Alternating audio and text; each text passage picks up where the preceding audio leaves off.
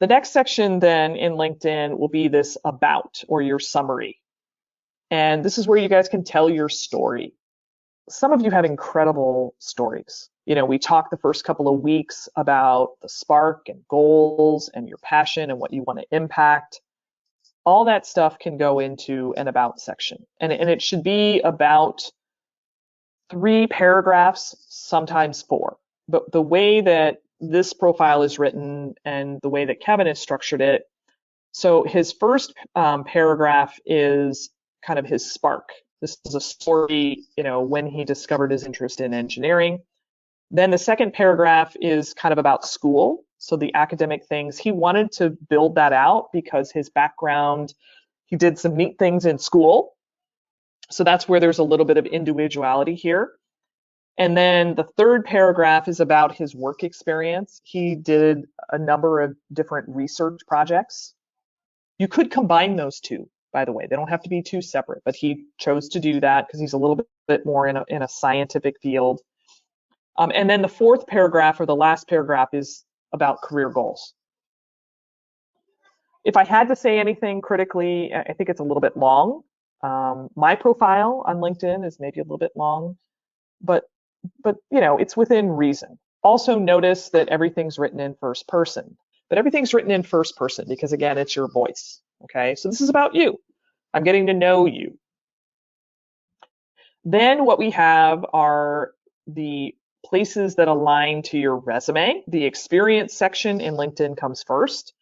So you put all of your jobs, job title, where it is, how much you've worked there, where it's located. And for someone like Kevin, some of this was his undergraduate research because that was a job while he was in college. These can be part-time jobs. Sometimes they can be significant volunteer roles. And then at your option, you can add a short paragraph that describes a little bit of what you've been done. I personally don't like a copy paste from your resume. LinkedIn does not handle bullets well, so keep that in mind. So what I like to do is just take a little bit of the description and be inspired by some of the resume bullets. What you guys want to think about is, in 3 or 4 sentences, what would you say about a job that you've had? Paid, unpaid, volunteer, part-time, full-time, all that stuff matters. That's the experience section. Beneath it on LinkedIn, you have the education section. And you can, again, be as expansive here as you want. Put in your degrees, things that you've been involved in, different activities. You could put your GPA.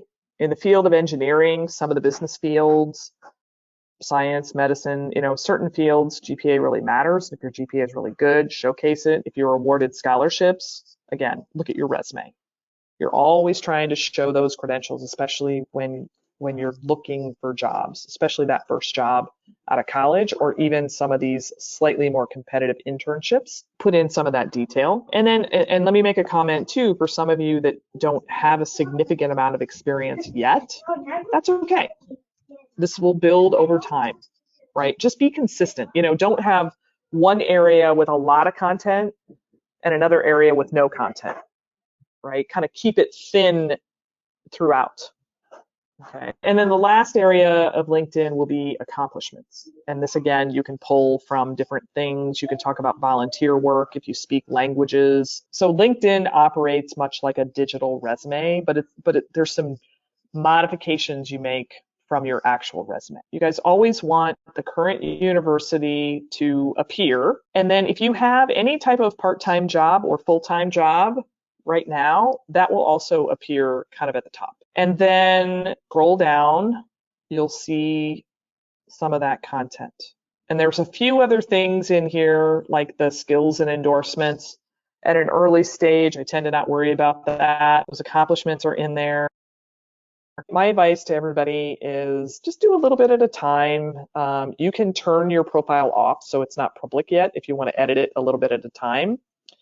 Just take a few minutes, step back, kind of work on your resume, work on your LinkedIn, work on them together, and use it as kind of a platform to start being concertedly reaching out to people and continuing to build your relationships, finding your own stride, right? A lot of things I shared with you guys are things that I do. I certainly didn't do this 10 years ago. I also don't think I'm perfect at it. And I know there's plenty of people that do much more effective networking than me, but it is all something that I think you learn to build in as a habit. And the last, I guess, message I would say is it fundamentally will make a difference in your career.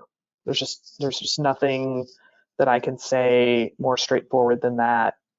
Too many of my clients, when they begin to do a job search, they don't have robust networks. They don't have active networks. And every email starts with, gosh, it's been a while since we last talked. And that's a tough kind of barrier to break through. It's fine, but it's so much easier to say, hey, I remember last, you and the family were doing blah, blah, blah. Or, hey, I saw something that you posted, how's that going? Those are much easier emails than, gosh, it's been a while since we chatted. So the more habitual and active you can be with your network in the long run, it just facilitates so much in your careers.